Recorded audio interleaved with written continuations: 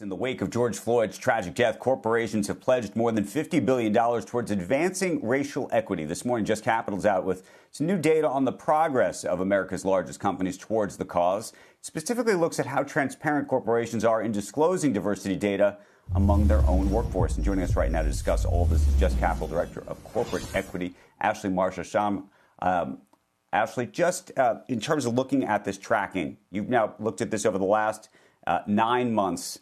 What have you found, and do the words match really the actions?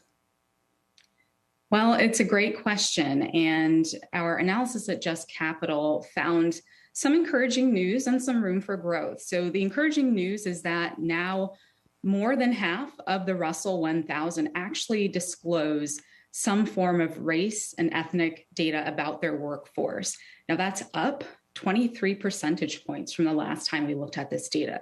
So that's good news. More companies are disclosing, but only about 11% of companies actually disclose that more detailed intersectional diversity data that layers on the additional job category with what they disclose, similar to what's in the EEO-1 reports that companies already report to the EEOC. So definitely have seen some improvement, but there's certainly room to grow in terms of how detailed those disclosures are. Ashley, you just said something that I was not aware of.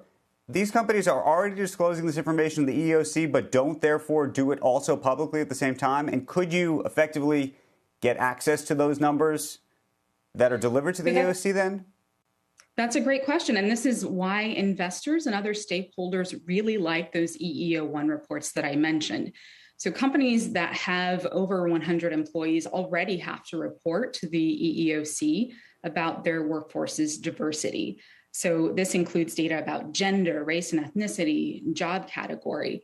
And this isn't the information that investors want to see more of. Companies are already collecting it. So the lift to actually provide this information is relatively low. It's just a matter of these companies making this data more public.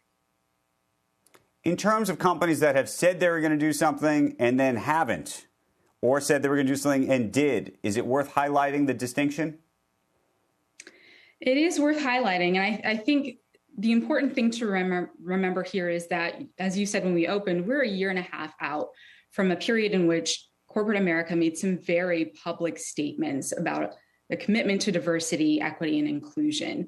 And what we're seeing now is that stakeholders, investors, others, companies like Just Capital are actually looking at the data to say, companies, you've made these commitments. Are you opening yourself up to the conversation by actually being transparent about where you stand now?